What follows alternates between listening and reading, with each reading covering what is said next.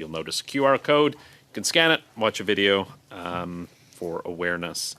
A few comments for the benefits of the members. Reminder that all comments should be directed or addressed through the chair. For members in the room, if you wish to speak, raise your hand. For members on Zoom, please use the raised hand function. The clerk and I will manage the speaking order as best we can, and we appreciate your patience and understanding in this regard. I would like to welcome today's witnesses from the Canadian Security and Intelligence Service, Vanessa Lloyd. She's the Deputy Director of Security and Intelligence Threats to Election Task Force. From the Communication Security Establishment, Bridget Walsh, Associate Head, Canadian Centre for Cybersecurity, Security and Intelligence Threats to Elections Task Force. From the Department of Foreign Affairs, Trade and Development, Salou Babou, who's the Executive Director of the Rapid Response Mechanism. And from the Royal Canadian Mounted Police, Greg O'Haley, Deputy Director, Federal Policing, Security, Intelligence, Intelligence and International Policing, Security and Intelligence Threats to Elections Task Force. It's a lot of intelligence in that title, but thank you for being here. Ms. Lloyd will be delivering opening remarks on behalf of everyone for 5 minutes. Thank you, Mr. Chair, and good morning to you and to the members of the committee. As mentioned, my name is Vanessa Lloyd, and I am the Deputy Director of Operations at the Canadian Security Intelligence Service. I'm appearing this morning in my capacity as the CSIS Chair of the Security and Intelligence Threats to Elections Task Force, or the SITE Task Force, during last year's 45th general election. I'm joined this morning by my colleagues from 3 other member organizations of the SITE Task Force, Bridget Walsh, who's the Associate Head of the Canadian Centre for Cybersecurity, part of the Communication Security Establishment Canada, Greg O'Haley, Director General of Federal Policing, and Salou Babou, the Executive Director of Rapid Response Mechanism Canada at Global Affairs Canada. Members of the committee may recognize Ms. Walsh and Mr. O'Haley and myself from our participation in the weekly media technical briefings during the election period, where we were also joined by the Assistant Secretary to Cabinet Communications, Lori Ann Kempton, Assistant Secretary to Cabinet, Alan Sutherland, Associate Assistant Deputy Minister Global Affairs, Larissa Galazda, and my colleague Anam Alvi, the Executive Lead for Operations at CSIS. Mr. Babou also had the pleasure to appear before you last week. I would also like to take a moment to highlight the involvement of other partners at Public Safety Canada, including the Foreign Interference Coordinator, at the Integrated Threat Assessment Centre, or ITAC, and at the Office of the Commissioner of Elections, as well as Elections Canada, who contributed to, supported, or considered the work of the SITE Task Force during the election. For example, during daily meetings of the Assistant Deputy Minister's Election Security Coordinating Committee, or ADM-ESCC, which was co-chaired by the Privy Council Office. Each of these representatives and their teams were proud to have had a role in protecting the integrity of the last general election from foreign interference, manipulation, and interference, from foreign information manipulation and interference, transnational repression, cyber threats, and violent extremism. It's our privilege to represent a part of that work by appearing before this committee today. I will start with a reminder to members that while the SITE Task Force was stood up to provide enhanced monitoring of threats to General Election 45 from March 24th to May 5th of 2025, the ongoing work of its member departments and agencies and partners continues year-round under our respective mandates and as a strong national security community. This collective expertise and cooperation ensured that SITE's reporting and assessments included information, intelligence, and insights from all member organizations to form a comprehensive understanding of a range of threat actor capabilities, intentions, and potential actions before and during the electoral process. Those assessments were leveraged in the government's preparation for General Election 45, for example, via periodic briefings to the Critical Election Incident Public Protocol Panel, or the panel, and the Election Security Coordinating Committee. By the task force inclusion in pre-election training sessions for key stakeholders, and by the task force participation in engagement efforts, for example, with the House of Commons and the Leaders' Debates Commission. Similarly, once the election was called, site delivered classified briefings to security-cleared representatives of political parties on possible threats to GE45, providing them with nonpartisan insights and information to help protect their campaigns. The task force also developed and contributed information on tactics used by threat actors, as well as personal and cybersecurity advice, which was sent to all confirmed candidates by the Privy Council Office, along with instructions on how to report incidents of potential foreign interference, cyber or violent extremist threats to SITE. During the monitoring period, SITE produced daily situational reports based on reporting from the task force members. We met weekly and supported the daily ADM Election Security Coordinating Committee meetings.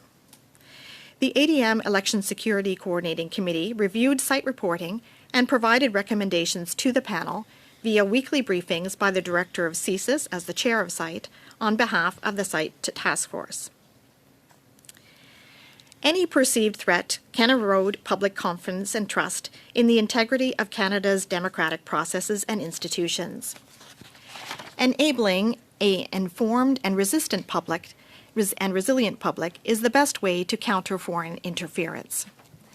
As such, the SITE Task Force members participated in the government's weekly media technical briefings on 5 occasions during the writ period, increasing transparency by sharing information about the threats that Canada faces and measures put in place to detect and counter those threats.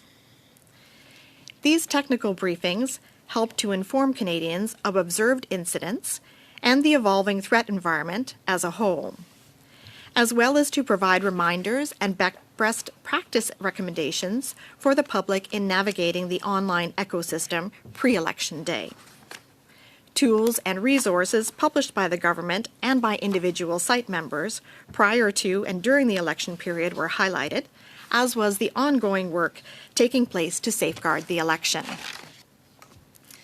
This included providing an outline of the threat landscape during the first technical briefing and sharing information about the threat posed by detected instances of digital transnational repression and online information operations, as well as an overview of CSE's 5th report on cyber threats to Canada's democratic processes during subsequent briefings.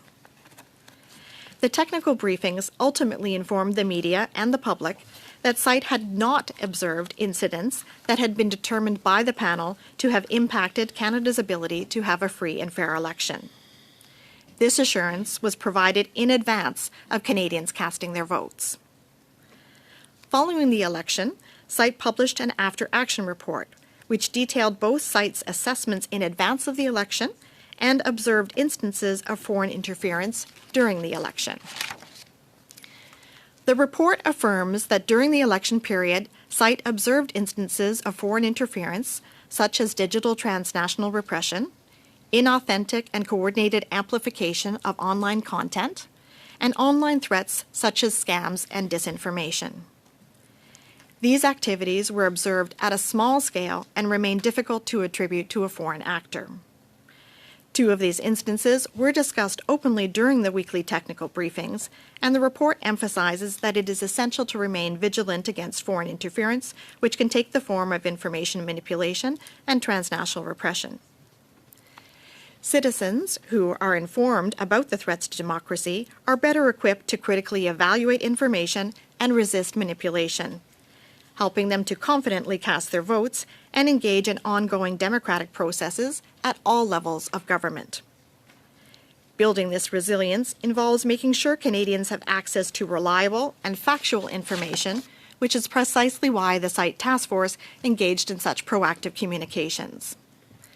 SITE hopes that the after-action report is helpful to citizens and to this committee in this regard.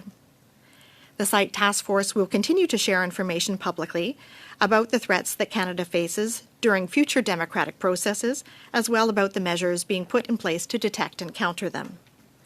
Individual task force members will also continue investigative efforts under the department's or agency's mandates and to communicate with the public when possible. Mr. Chair, thank you again for the opportunity to do that today and to be a part of the committee's study.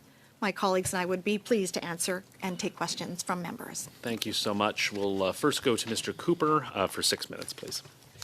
Thank you, Mr. Chair. Thank you to the witnesses.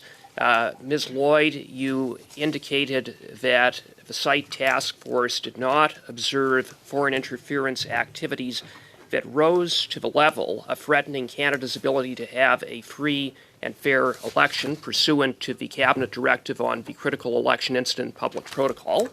I would hope you would concede that's a high threshold to meet. Mr. Chair, through you, thank you for the member's question. The threshold for that determination is set according to the Critical Election Incident Public Protocol, and the job of the site task force members was to ensure that we put all instances of reported threats to Canada's security, be it foreign interference or threats from violent extremism, before the panel for their consideration. Well, it is a high threshold because it would be national in scope, wouldn't it? We're talking about compromising the ability to have a free and fair election across Canada. That's the standard. Mr. Chair, thank you for the question. I believe our colleagues that appeared before you from the panel last week spoke to and gave evidence to that effect. What we want to ensure... I hope, Ms. Lloyd, with the greatest respect, that you would be familiar enough with the standard to answer yes or no to that. Thank you to the member for the question. What I will reiterate is that the job of the site member task force was to ensure that we had communicated sufficiently with Canadians such that it was clear that individual candidates, campaigns, I gave you Canadians, a very simple, I'm not trying to be adversarial here, but I am trying to get some basic answers. And I cited it's in response to your testimony where you said the determination was reached that interference activities did not rise to the level of threatening Canada's ability to have a free and fair election. And I asked you first that that's a high standard, and second of all, that in order for that standard to apply, that would encompass threats on a national scope. Straightforward questions. Just an answer, please. Mr. Chair, thank you.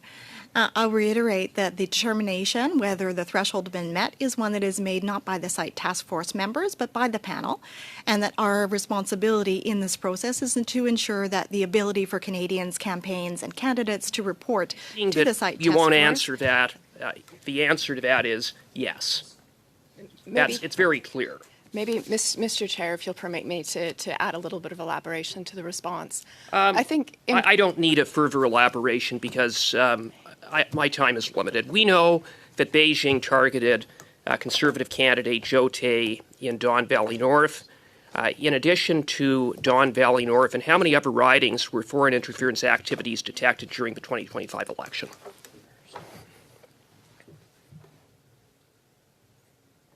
Thank you very much, Mr. Chair, for the question.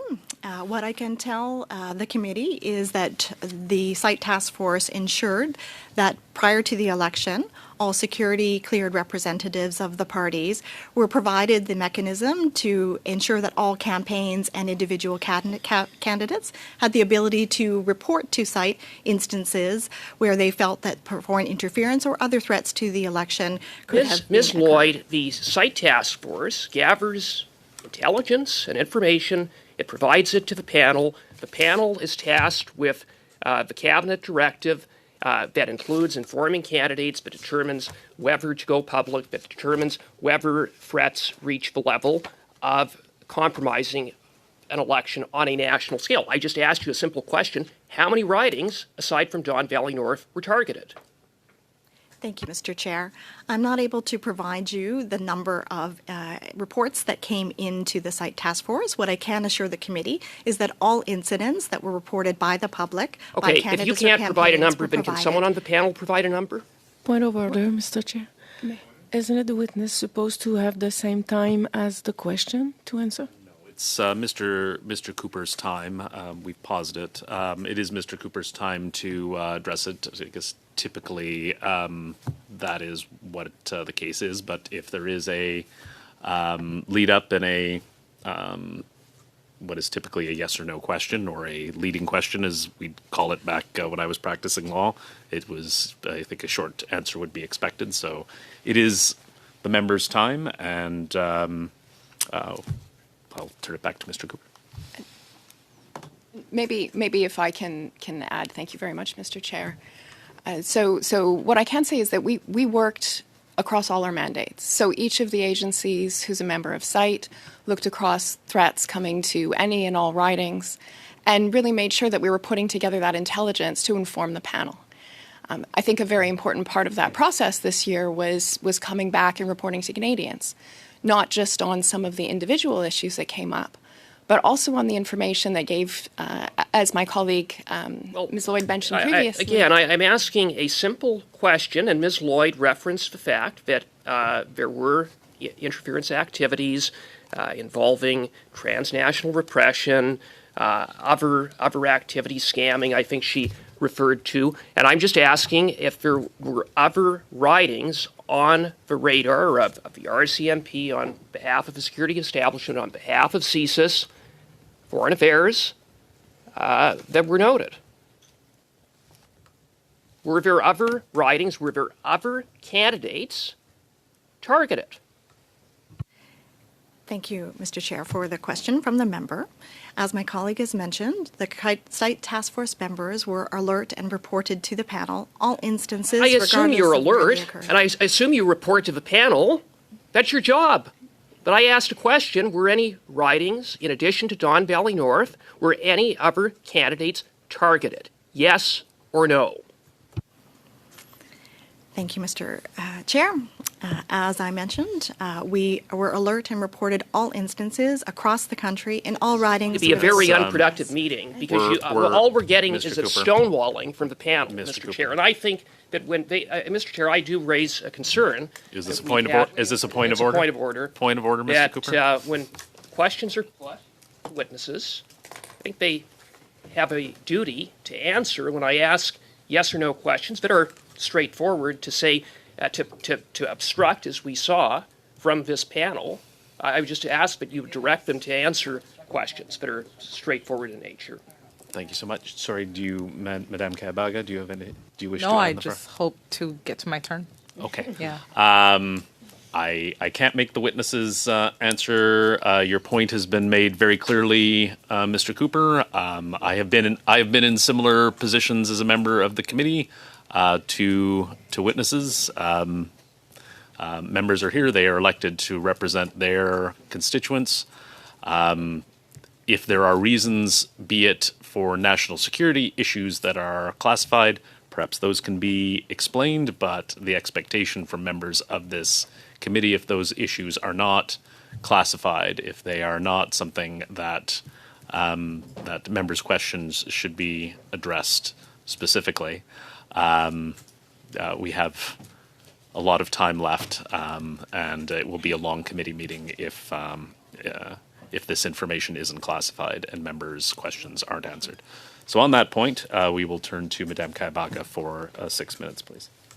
Thank you, Chair. I also would welcome our guests into this committee today. Maybe Mrs. Lloyd, if I could just ask you did mention that you provided you provided a recommendation report of the public inquiry. Can you just let us know if the task force guarantees the nimbleness needed to adapt to evolving situations? How does it encourage a nimble response to foreign interference?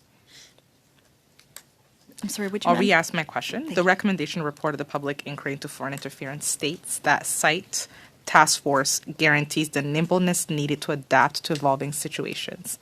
How does it encourage a nimble response to foreign interference? Thank you, Mr. Chair, and for the member's question. I think it is important to share with the committee how the SITE Task Force has evolved its practices since the various studies on foreign interference, for example, by the experience of the public inquiry into foreign interference, as well as reports done by NSICOP on foreign interference. And so what was different about this election, in addition to the ongoing collaboration between the operational members that you see before you appearing today, is that we were much more transparent in terms of reporting to Canadians incidents as we were seeing them. So that was part of the direction given to the panel that was executed by the SITE members from the clerk's direction and guidance, which I believe the committee heard about in the testimony last week. So one of the things that we need to keep in mind is that as threat actors evolve their tactics, the government must do so as well. And so part of the mechanisms of countering foreign interference was to ensure that every candidate, campaign, and cleared representatives of each party understood what it is to recognize foreign interference now. And so part of the efforts that the site members did was to ensure that every confirmed candidate received an email from the site task force, which included information about how to detect foreign interference, made specifications about the difference between acceptable diplomatic behavior and that which was beyond diplomatic engagements, and also provided them information to protect their social and digital selves, as well as how to report to CSIS and the RCMP threats of physical intimidation or violence. And from your perspective, do you think that the task force is prepared? How prepared is it compared to past elections going into another election? The task force is always prepared since our experience of having now been stood up for 3 general elections. We have also been stood up since 2023 for 12 by-elections. And so I think the power that you see before you is the integrated approach of the national security community to be able to execute our investigations under our individual mandates. And as my colleague Ms. Walsh mentioned, to bring that insight and analysis together to be able to provide an informed view during a general election specifically to the panel, and during by-elections to the Deputy Minister Committee for Intelligence Action, who performs that role during the by-election functions. And what would you say to Canadians who are concerned about election interference, but may not fully understand the safeguards that are already in place? This is a concern that, we've been studying this for a while, and turns out a lot of Canadians are concerned. Can you just let them know some of the safeguards that are in place? Mm-hmm. Thank you. Thank you, Mr. Chair, for the question. During the 5 weekly tech briefs that we had, we covered a range of topics to ensure that we were sharing information with Canadians, again, for the purposes of making them more resilient to attempts of foreign interference and violent extremist threats. Part of the evolution of the way we approached the last general election was to ensure that a large amount of information was readily available to Canadians, and by explaining it both verbally during the tech briefings, but also publishing tools like the toolkit for threats to democratic institutions, and a large number of backgrounders as well as individual site members' reports and information available in multiple languages. So when we came forward to speak about instances of transnational repression, for example, that information, because of the nature of the threat actor, was provided both in English and French, but also in simplified Chinese.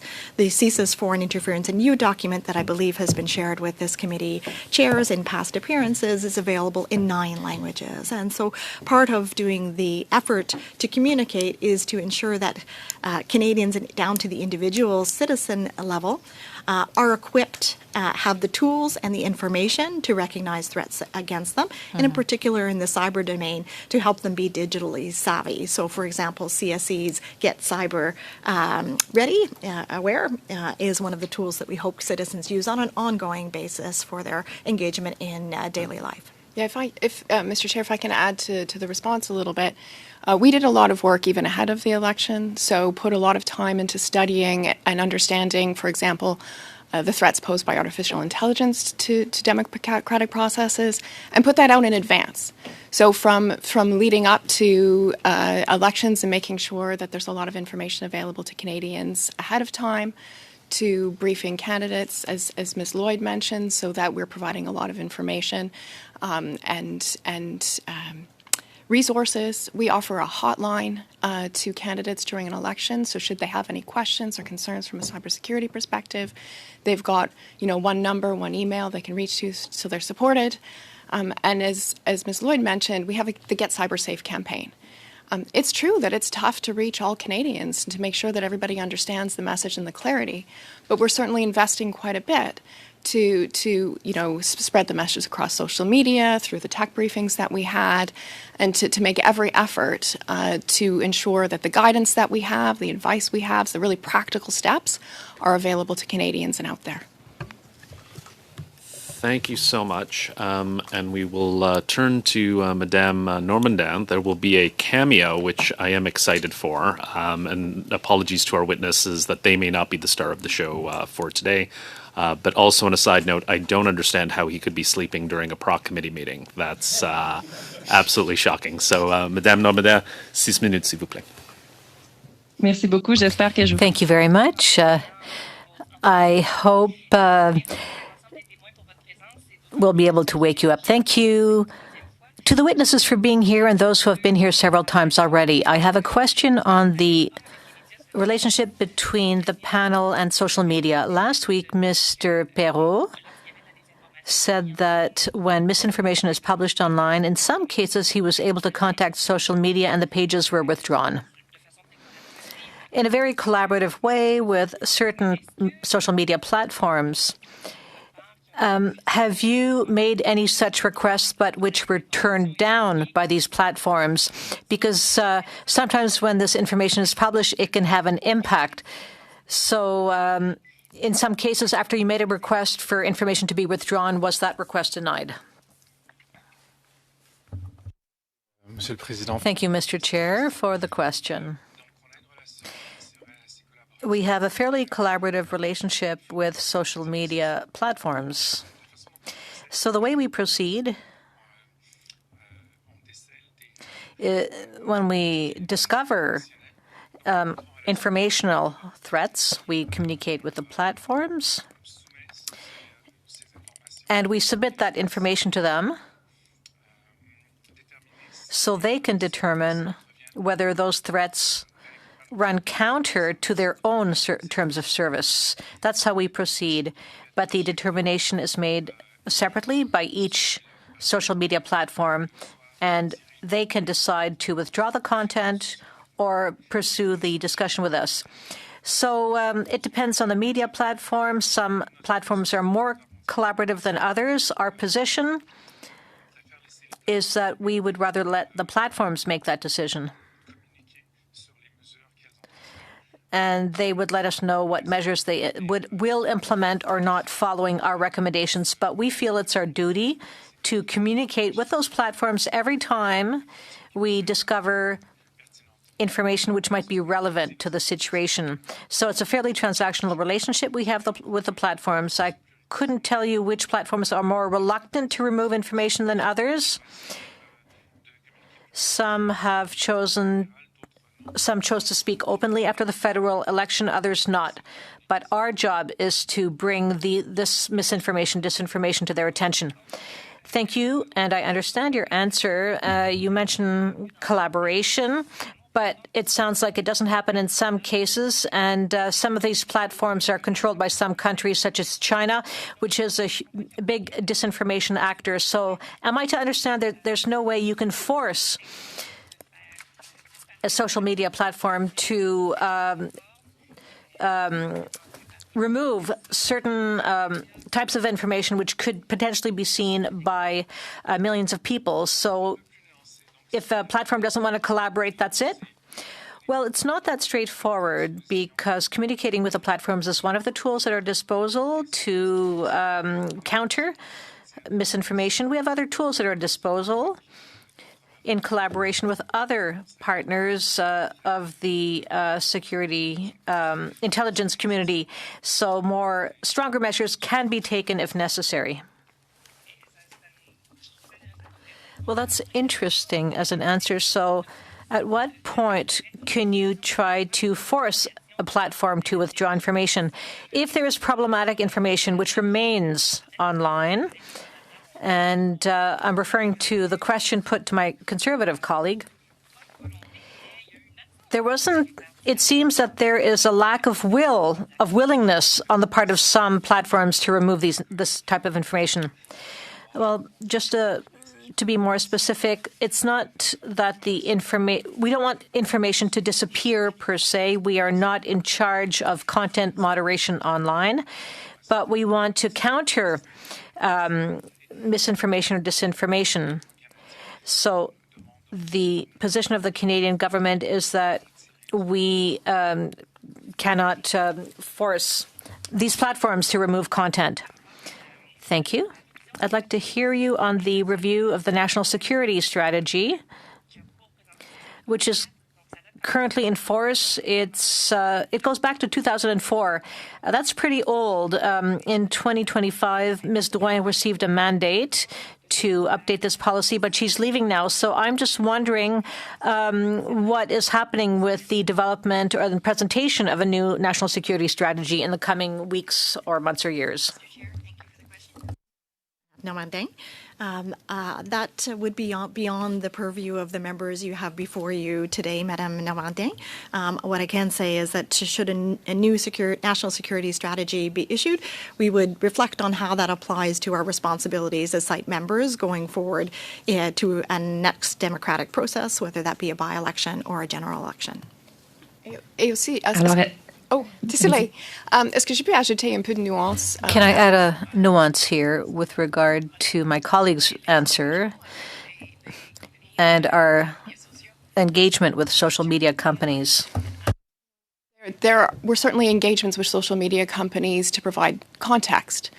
So while it's absolutely true, it's the purview of those social media companies who own their platforms and who moderate what goes onto it. We wanted to ensure that there was information about those threats provided to those companies. So our colleagues at the PCO, at the Privy Council Office, had arranged for regular meetings with the platforms. And at one point, we did brief on the types of threats that we see, especially the threats posed by artificial intelligence on the use of social media to propagate mis and disinformation and those sorts of things. The other thing I'll mention that when it comes to candidates in elections, you know, as I said, we ran a hotline and have a hotline for candidates to raise concerns about cybersecurity. And in those particular instances, you know, should a candidate ever say, you know, there's information about me, it's wrong online, we're not going to be able to go and contact the social media company and would not be in a position to ask them to take it down. But we can provide them with information and advice on what's available to them and the tools that are available to that candidate and to the party. I'm going to have to interrupt there. We're well over. We'll turn to Mr. Jackson for 5 minutes, please. Thank you, Chair, and nice to meet all the witnesses. Nice to see some of you again who have been here before. I'm just picking up on where Mr. Cooper left off. I think Canadians are quite concerned about this example of Don Valley North. It was shocking to me, frankly, and it's shocking to many of my constituents as a new member of Parliament that I talked to. So in what other constituencies were foreign interference activities detected during the 2025 election? Chair, and to the member for the follow-up question. Perhaps I'll answer it this way. It's important to remind Canadians that the Site Member Task Force investigate threat activities of foreign states as it relates to foreign interference and individual entities that are of concern from the violent extremism perspective.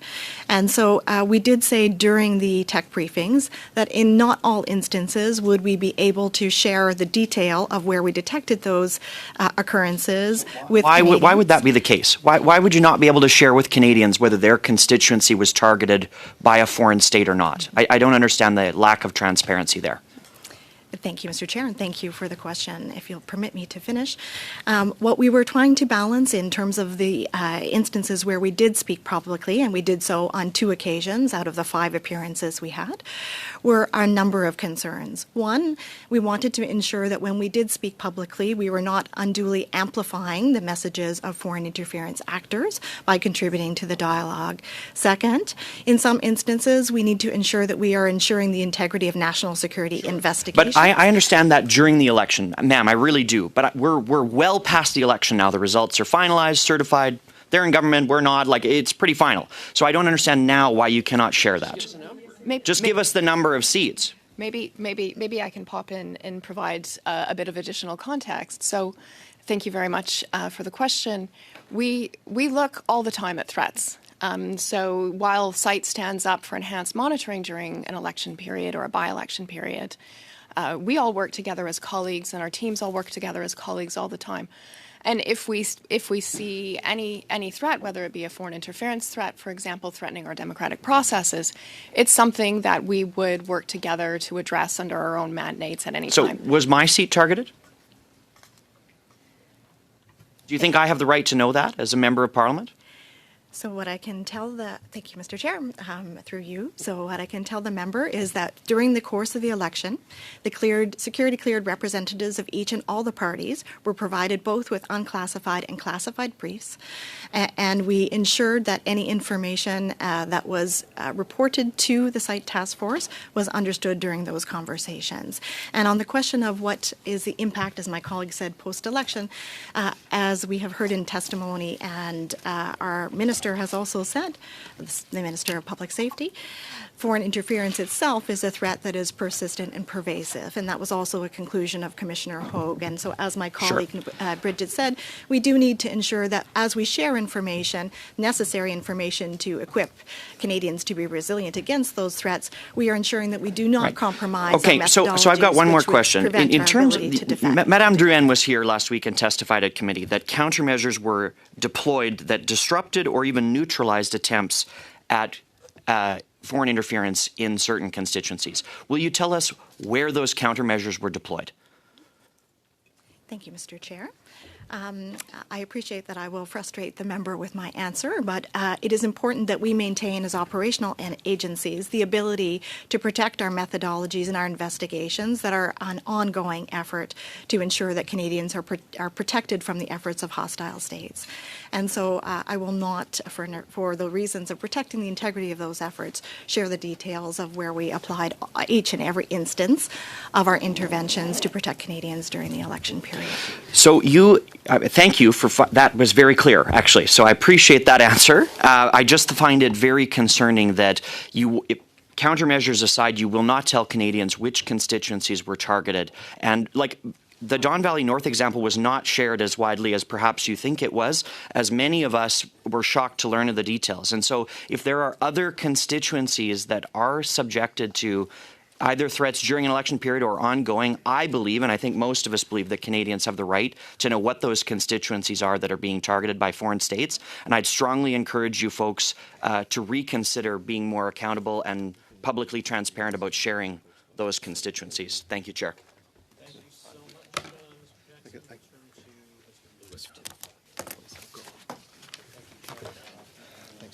All of our witnesses for being here more than once, actually, and your extensive experience is on display here, both in intelligence operations and national security threats assessment. So I do want to appreciate your service to free and fair elections. Maybe I would start with, maybe Ms. Lloyd, and if you wanted to direct the questions. You mentioned in your opening statement during the 2025 general election, the site task force provided weekly briefings to the media about foreign interference. What feedback did you receive from those briefings, and what role does Canadian media have in helping to reach the Canadian public? Mr. Chair, thank you for the question from the member. In fact, we are very grateful for the media being along with us on that journey to be able to share the information, as I said earlier, both verbally but also to point regularly and often to the tools that we were publishing and putting before Canadians during the course of the election. The purpose of doing so was to ensure that they had the tools they needed to navigate, in particular, the information ecosystem, and we received quite positive feedback, perhaps unusually, from the media in offering those briefings. I will also say that it was one of the elements that the security-cleared members of each party commended us for doing, because it allowed a frequent engagement with Canadians and also for campaigns on the ground who were supporting individual candidates to understand how things were shifting and for issues to be alert of, and to encourage reporting both from Canadians but also from members of their campaigns, including volunteers. Thank you. Ms. Walsh, you had started an answer before. Maybe I wanted to see if you can expand on it. What are some of the ways that Canadians themselves, when they're hearing this information, misinformation, disinformation, that they can contribute, they can learn, they can educate themselves? We're trying to reach out to Canadians themselves to help educate them. And it sounds like you've got a number of programs in place. Yeah, thank you very much, Mr. Chair, for the question. So absolutely. So we do a lot of work to understand the threats that exist online. What are those cyber threats that target Canadians and Canadian organizations? So one piece of that is looking at the threats that come to our democratic process. And so approximately a year ago, we did publish a report on the threats AI pose to cybersecurity.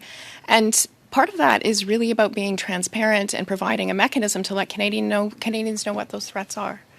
So the fact that cyber threat actors are able to automate what they do it at scale and do it faster and in a less expensive way means the threats increase.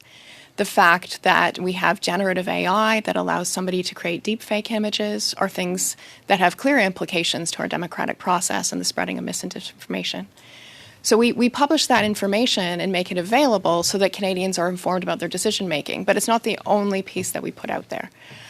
So, as mentioned previously, we have a campaign called the Get Cybersafe campaign that's used to distribute and disseminate that information on social media.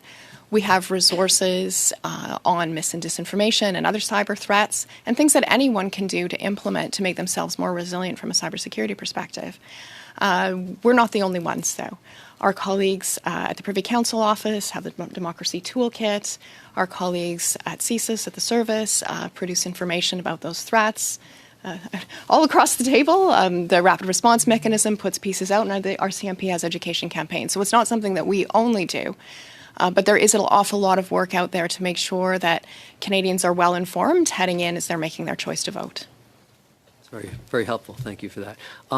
You mentioned, I believe it was Ms. Lloyd, that you have enhanced monitoring during elections, but always ongoing work in between at some sort of a reduced capacity. Then you also mentioned that there have been 12 by-elections that you've overseen. Can you give perspective on how a by-election is handled? It's not a full election, yet it's not off-season. How is that handled? Thank you, Mr. Chair, and the member for the question. So since 2023, we have been mandated to stand up for every by-election. I would say the difference a key difference to understand is that during a by-election, we're not in a caretaker period. That means the panel is not stood up to be able to receive the information from the site task force, and instead it is considered on the same tempo and to the same depth of consideration by a Deputy Ministerial Committee for Intelligence and Action, and it is that body that then responds to the task force members in terms of the actions they would like us to take on what we've observed. All of those by-elections are subject to the same transparency as the general election in terms of the fact that we do publish, and you can find on PCO's website for site, the after-action reports for each of those 12 by-elections. And it makes clear where we saw or didn't see foreign interference. And to the member's point and to Ms. Walsh's comment, there are for certain threat actors a baseline of foreign interference threats, for example, that takes place all of the time. So while elections are an opportunity to conduct focused foreign interference, it is for certain threat actors a standard operating procedure of threats to democratic societies, including Canada. Thank you so much.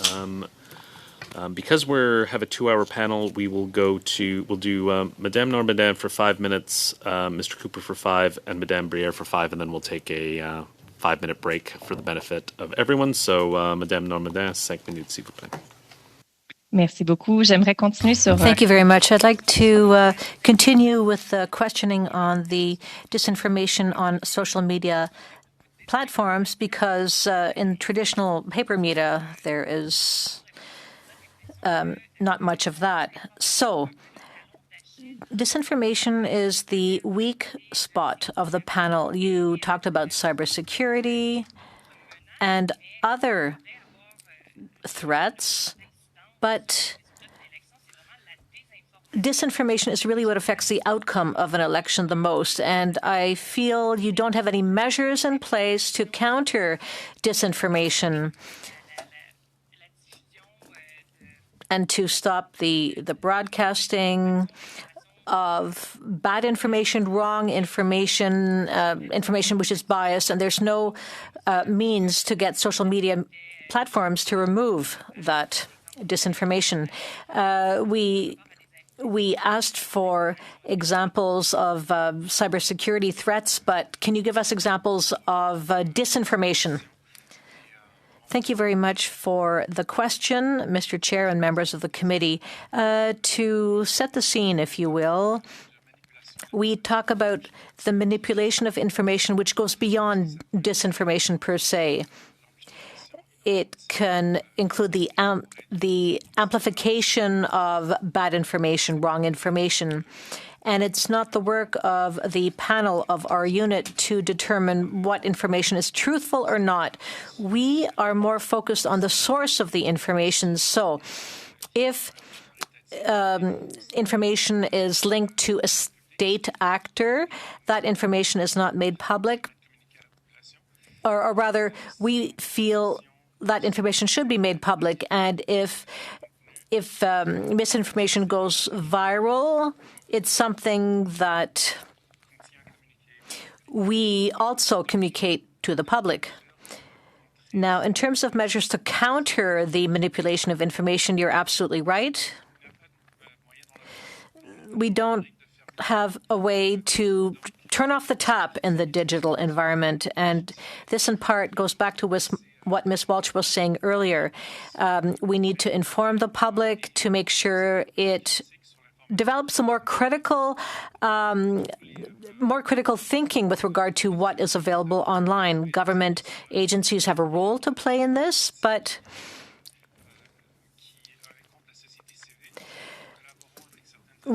civil society also has a role to play. We work with stakeholders, partners in civil society to make the public more aware and to develop more critical thinking with regard to information available online. There are other measures which can also be taken.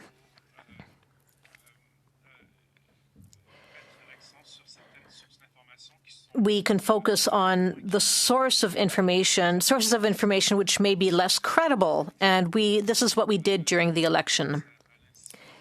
For instance, there was an incident where these sources of information were such that we were able to inform the Canadian public that that on WeChat, information was being put out by the Chinese government. So we have to be careful and with regard to when we point fingers or not. There is no silver bullet. We try to put as much information out there so Canadians can make informed choices with regard to the information they choose to accept. You said that it's not possible to turn off the faucet and that you're trying to find other ways to make Canadians understand that some information could be misinformation, problematic, but some people may not be on traditional media at all. So is there any way for us to even try to shut off that tap? Well, that's more an issue for lawmakers. And it's not up to us public servants to decide what posture to adopt with regard to social media platforms. I don't think our efforts are vain. I think we are taking the necessary measures. And in the last election, I believe we showed that we were very transparent by communicating as much information as possible to Canadians. It was our duty to do so. It was our responsibility to do so. As public servants. It's a continuous effort, and we will not stop. To Mr. Cooper for 5 minutes, please. Mr. Chair, I'm going to continue where I left off, and I'm going to try again. In addition to Don Valley North, how many candidates and how many ridings were targeted by foreign interference activities? Thank you, Mr. Chair, and for the member for the follow-up question. Unfortunately, I'm not able to tell you the numbers of the incidents or the reports that we received. I can tell you that foreign interference activities... So you're not able to provide the numbers. Will you undertake to provide those numbers to the committee? So, Mr. Chair, for reasons of privacy of the reporting and for national security reasons as it relates to the individual incidents, I can... provide assurances to the member that in instances where we observed other incidences for which we cannot speak publicly, that those instances where it affected a riding or candidate were subject of conversations with the security cleared members of each party. And I would also mention to the committee that there is a classified version of our action report, and parliamentarians that sit on the National Security Committee, Intelligence Committee of Parliamentarians have access to that report as well. Well, thank you for that. And based upon your answer, I think I'm able to discern that there were other candidates and other ridings targeted. I'm not asking you to disclose the particulars of where those ridings are, who those candidates are.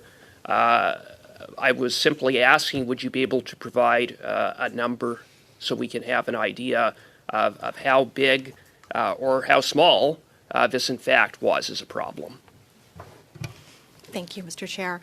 As I believe I mentioned in my remarks, what we did observe was small scale, and in no instance did the panel determine that there was an impact on the nation's ability to have a free and fair election, nor at the riding levels.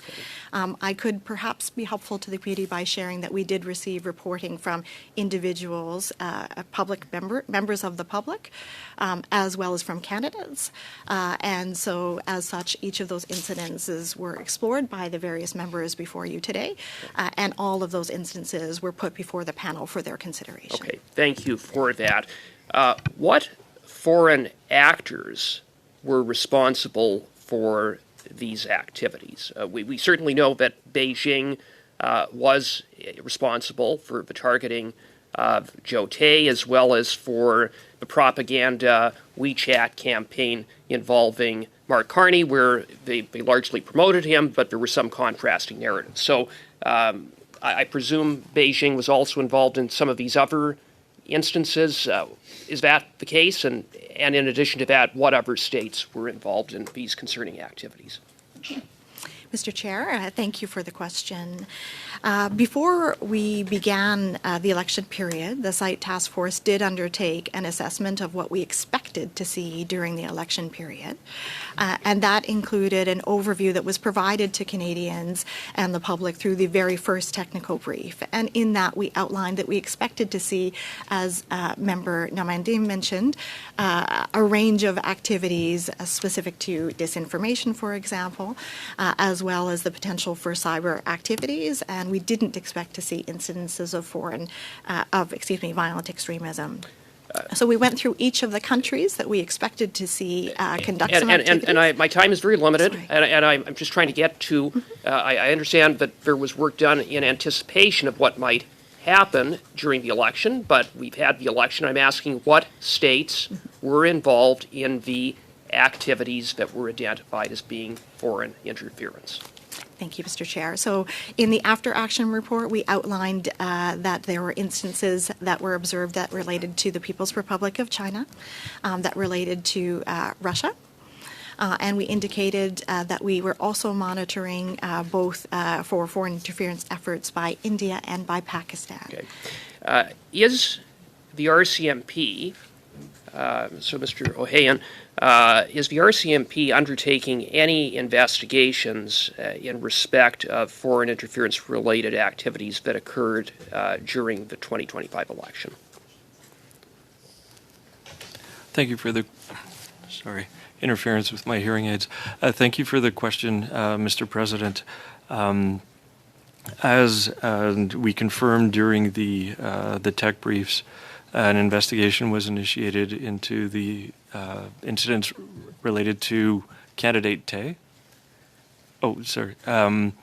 However, in terms of confirming the existence of criminal investigations based that were triggered during General Election 45, the RCMP does not disclose until charges are laid. It does not publicly disclose until charges are laid whether or not the existence of a criminal investigation.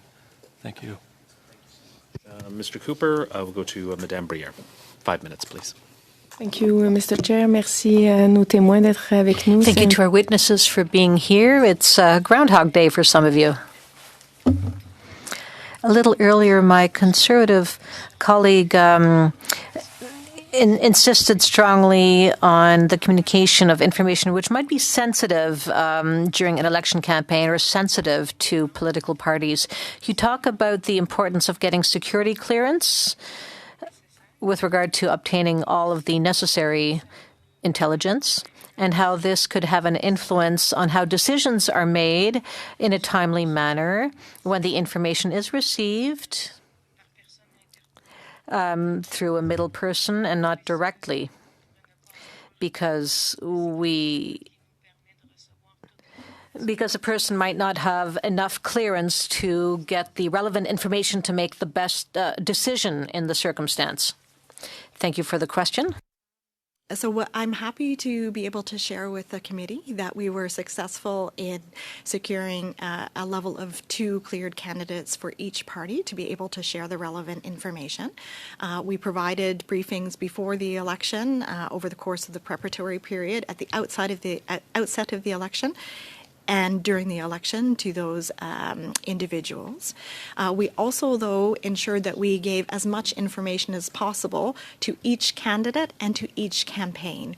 And we did that in a way that equipped with them with not necessarily detail that was classified as related either to threat actors as referenced by the Conservative member, but on what foreign interference, for example, looks like, and ensured that each candidate and campaign had the ability to report it to site. We are also conscious that as much as we work in improving our efficiency of communications with Canadians, there still is a hesitance in some instances to trust the institutions of government. And so in particular, as it relates to foreign interference, where there can be real impact on individuals, we wanted to ensure that there are mechanisms for individuals, whether it be individual citizens or volunteers, to report those through a chain of trusted engagements that they have, either with the campaign managers, for instance, for particular ridings, or through the national representatives that we were briefing on a regular basis. Anyone would like to add something about this question? Thank you very much for the question. Absolutely, I can add a little bit from the cybersecurity perspective.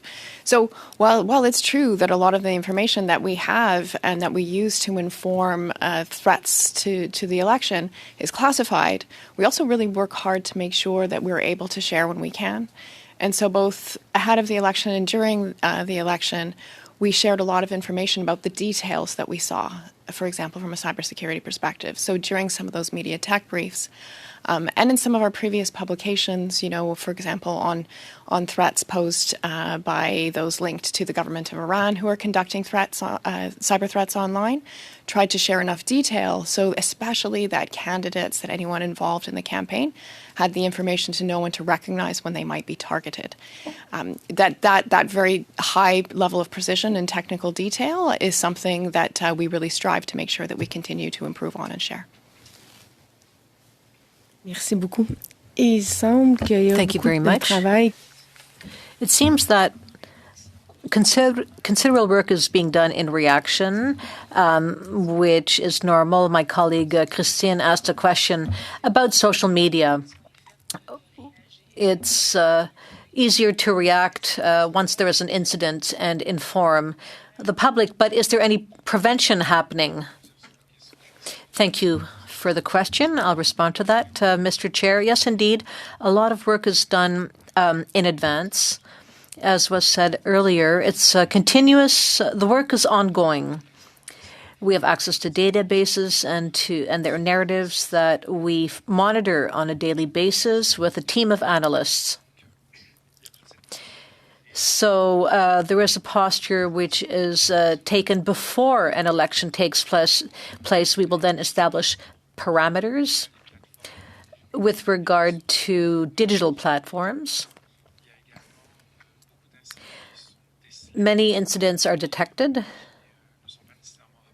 and which are not necessarily reported for several reasons, amongst others. Sometimes we don't want to amplify content which doesn't fit into the Canadian ecosystem. So an analysis is carried out in that type of situation. So we're not always in a reactive mood. We also work upfront to ensure that threats do not become so great that they might influence the opinions of Canadians. And I think that also applies to the other members of the site committee. We'll suspend for 5 minutes to stretch our legs.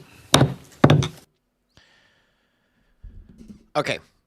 So yeah, like I just said in chat there, we'll just call it, because that, like, she's not answering any questions. I don't want to sit through another hour of listening to her just like filibuster the committee and just not answer any questions. Like, yeah, that was pretty frustrating to listen to. And her like smile and smirking every once in a while, like she thought it was funny. Like, this is a very serious topic. I don't understand why she's like laughing about it. It's very, very frustrating to watch. So there's the link for question period. We will be live after question period for OGO, which is going to be good. That'll be a good 2 hours. And we have 2 ministers in OGO. We have Lightbound for the first hour, and then we have what's his name? We have another Liberal minister in for the second hour. Let me double check. Stephen Furr, the Secretary of State for Defense Procurement. So 2 hours of Liberal ministers. And then, like I said, we will see Pierre versus Carney in question period. So it is confirmed Carney will show up, and same with Pierre. So that'll be interesting. And then obviously there's been some news recently with the Gordie Howe Bridge. So Carney's going to have to answer for that during question period today. We will see how that turns out. And I will see you guys later. See you guys in a few hours. There's the link for question period.